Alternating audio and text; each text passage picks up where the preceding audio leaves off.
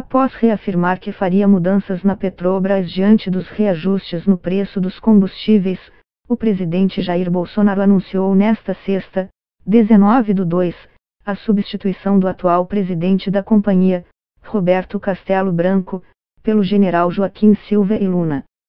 Bolsonaro já havia criticado a empresa na quinta, durante uma live nas redes sociais, chamando de excessivos e fora da curva os aumentos anunciados horas antes pela estatal, que segue uma política de preços baseada no mercado internacional.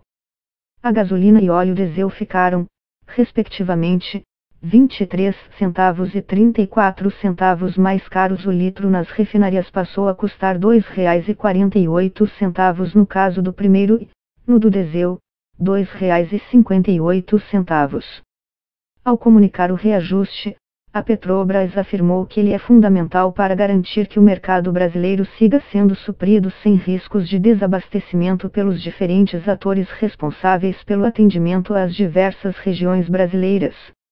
Bolsonaro chegou a dizer na sexta, em visita à cidade de Sertânia, em Pernambuco, que jamais interferiria nesta grande empresa e na sua política de preços, mas o povo não pode ser surpreendido com certos reajustes.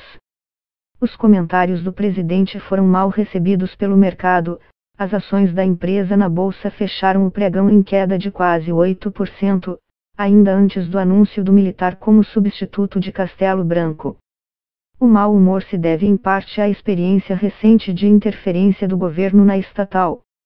Entre 2011 e 2015, durante a gestão Dilma Rousseff, PT, a variação dos preços internacionais era repassada de forma defasada aos combustíveis no país, um mecanismo usado para tentar segurar o aumento da inflação.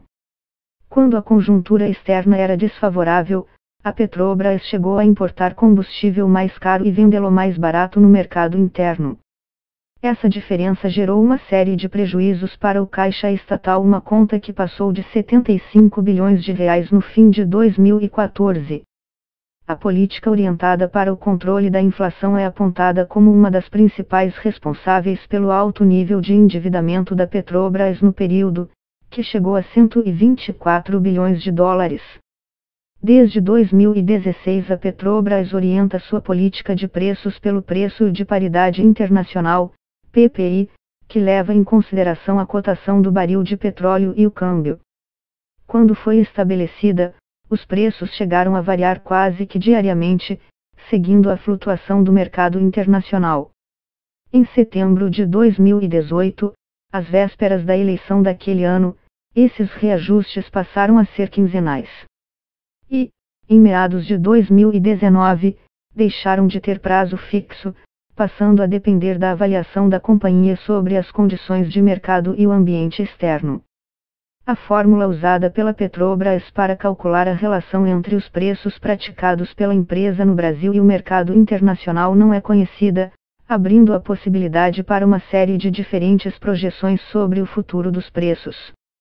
A expectativa é de valorização do baril do petróleo, diante da previsão de manutenção da oferta restrita pela OPEP, Organização de Países Exportadores de Petróleo, e pela Rússia e do crescimento projetado da economia mundial, com o avanço da vacinação contra a Covid-19.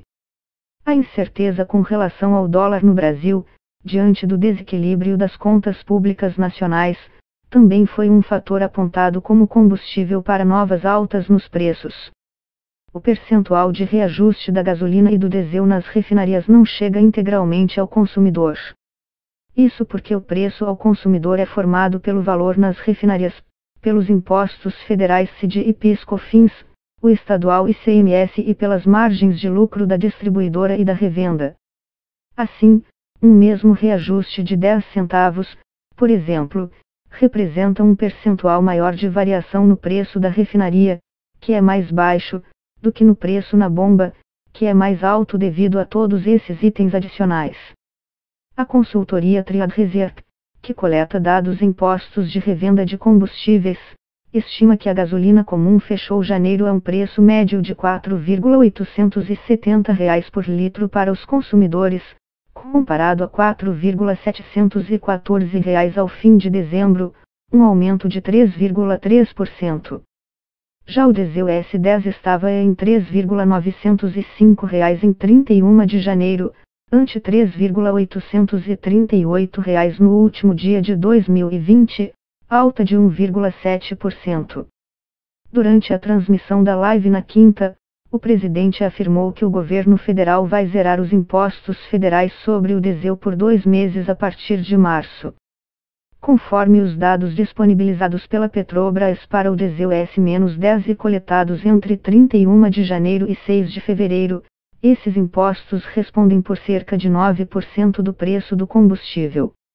O governo tem sido pressionado há meses por caminhoneiros insatisfeitos com o valor pago pelo diesel na bomba. A categoria já chegou a ameaçar uma greve. Ao afirma que algo vai acontecer na estatal, Bolsonaro disse ainda que exigiria e cobraria transparência de todos aqueles que eu tive a responsabilidade de indicar. Nos bastidores, entendeu-se que as críticas do presidente eram direcionadas ao presidente da Petrobras, Roberto Castelo Branco. No Brasil, a gasolina pesa diretamente no bolso do consumidor de classe média que tem carro e dos trabalhadores que dependem de veículos automotores para seu sustento, como motoristas de aplicativos e entregadores. Mas o impacto vai muito além de quem enche a tanque nos postos. O diesel pesa no frete de todos os produtos transportados por rodovias, o principal modal usado no Brasil. Um custo de transporte mais caro é, via de regra, repassado aos preços finais e quem paga a conta são os consumidores. Ele também influencia o preço do transporte público. Cerca de 30% do custo da passagem do ônibus urbano, principal meio de transporte no Brasil e com peso relevante no orçamento das famílias de baixa renda, é derivado do preço do diesel.